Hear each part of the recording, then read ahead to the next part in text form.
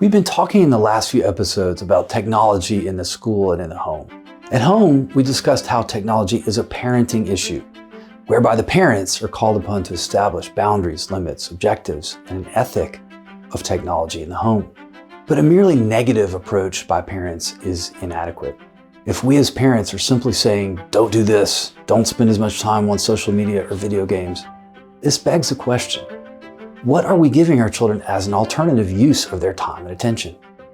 If you take a toy from a toddler, what are you giving them in its place? If you take TikTok from a teenager, what are you suggesting would be a better use of their time and attention? And that's the topic of this episode of Consider This.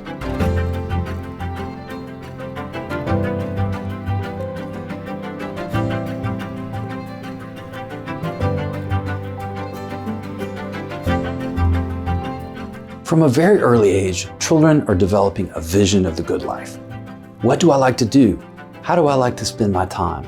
What is fulfilling and good in life? The answers they reach are formed by their family, their church, their school, by the music and media, and the broader culture, and increasingly by their time online.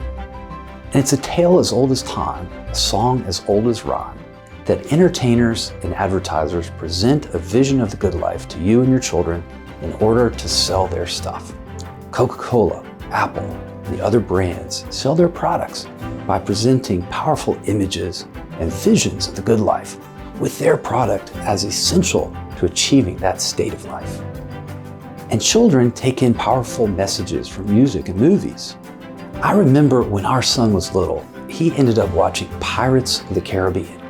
For many days thereafter, he began to act like Jack Sparrow and see all of life through the lens of pirates. It took over his life. I remember thinking, how can I compete with Hollywood for my son's attention and affections when they have a $100 million special effects budget and I don't? That was about 20 years ago. It was before 2007, which was the advent of a new age. Before that time, we could simply turn off the television and Pirates of the Caribbean would gradually fade away over time.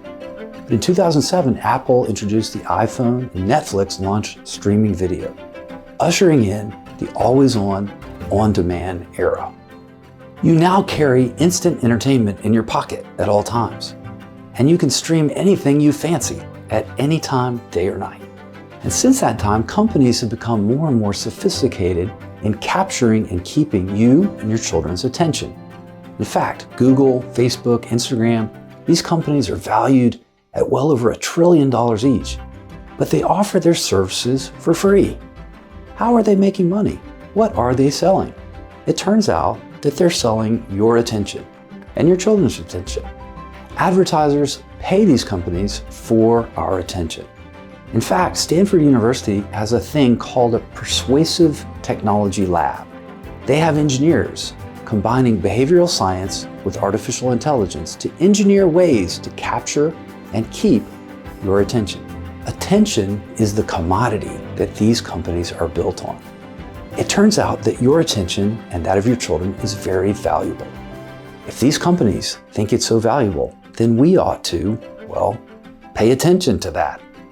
Maybe we should also consider our attention valuable and not give it away so cheaply.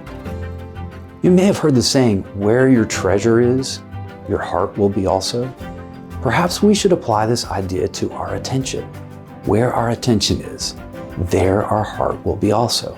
What we pay attention to both reflects what we love and shapes what we love. But because attention spans are now so short, that is all for this edition of Consider This. But we will have more to say about attention and our vision of the good life. So please join us for the next episode, which is streaming on demand right now.